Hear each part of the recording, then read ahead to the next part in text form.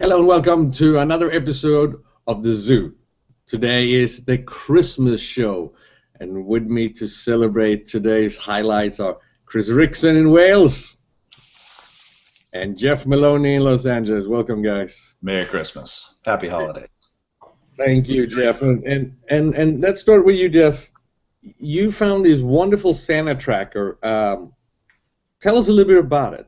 Yeah, if you go to Google and you just type in Santa Tracker, it's Google Santa Tracker. So what it does is it kicks off, I guess it's 24 hours before Christmas, and it just tracks Santa from basically probably Papua New Guinea, New Zealand, all the way across to the other side of the world, and it goes to different little cities, and there's a little jazzy tune that goes along with them, and it tells you a little bit about the city. So best app of the year.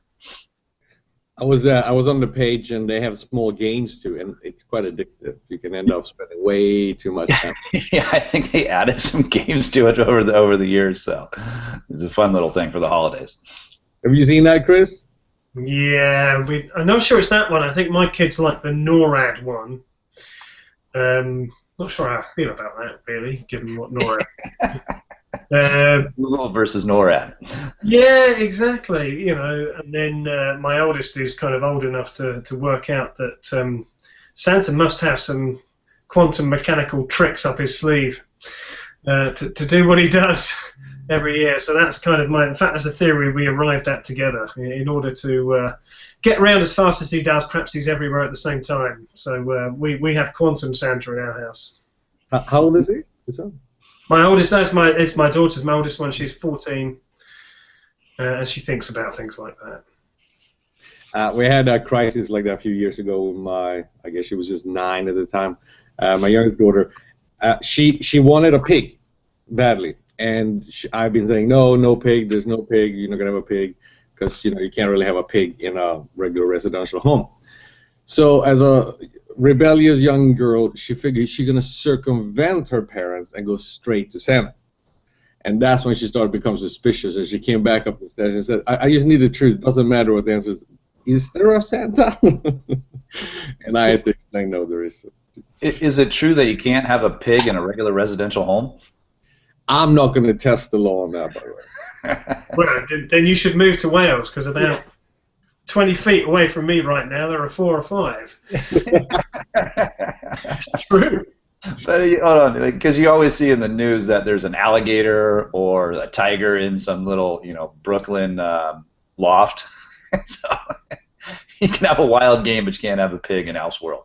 Yes. I'd like to add that my local pigs are outside. They're not pitched up in somebody's house. Well, that's the thing, right? She's expecting to raise it in her little room, and the thing we probably. Yeah, I've seen these pet pigs.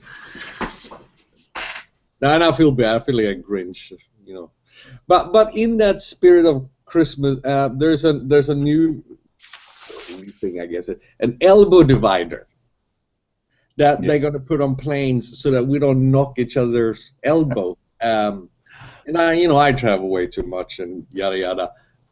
But I never really had an elbow issue. I think that's one of the last levels of civility that we can exchange. And now we're going to take that away and just live behind plastic glasses. I don't know how you call it civility, because every time you go on an airplane, it's like the first one that gets the elbow rest, the armrest, really gets for the rest of the flight. So what I found the other day was an app it's called Soarigami, Soarigami, and it's just that. It looks like a paper airplane, and it has a little divider that you just sit on the armrest, and somebody gets one side and the other person gets the other side. But the best part about Soarigami isn't necessarily the app, that little device itself, is the marketing video that they have that goes along with it. So you need to go check it out, soarigami.com. Rickson, in your part of the world, there's a tad, at least I pretend there's a tad higher level of civility. Is this an issue, like on public buses, in subways? Are we going to start to divide our lives into small compartments? And so No, the Welsh like to get as close as possible.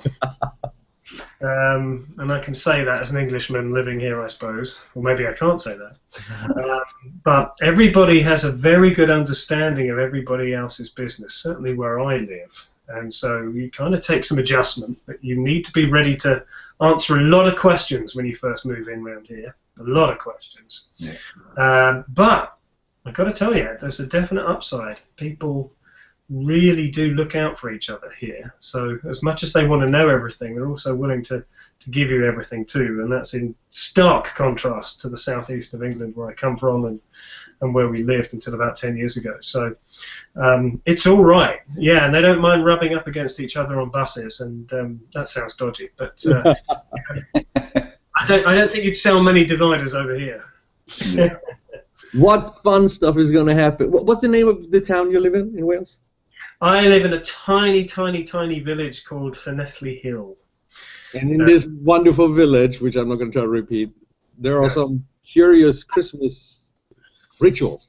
Well, roundabout, yes. Yeah, some official and some unofficial, but strange things happen.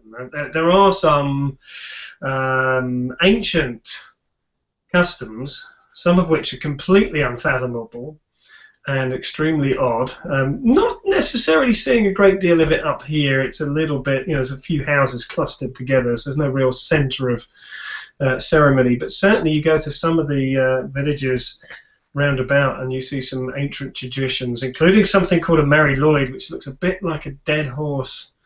Well, there seems to be a horse involved somehow, a pantomime, not a real one, that seems to be carried around by strange men in strange costumes into your house, through your door and into your house and round your house and back out again. Or at least that's what they told me. And this is some kind of pagan Christmas, well, I guess pre-Christmas ritual? Yeah, are they blessing your house, or? I've never really worked. Yeah, they go around various houses, and I've never. And there's fire and all kinds of strange things going on. You have to remember, this is the Druids ruled here once, right? So there's thousands of years of very odd and ritualistic and pagan cultures. Some of it quite appealing, as it relates to the earth and good things like that, and some of it just plain odd.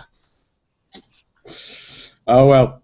Well, I wish both of you a Merry Christmas. It was great working with you this year. We'll continue next year with new topics and new insanity.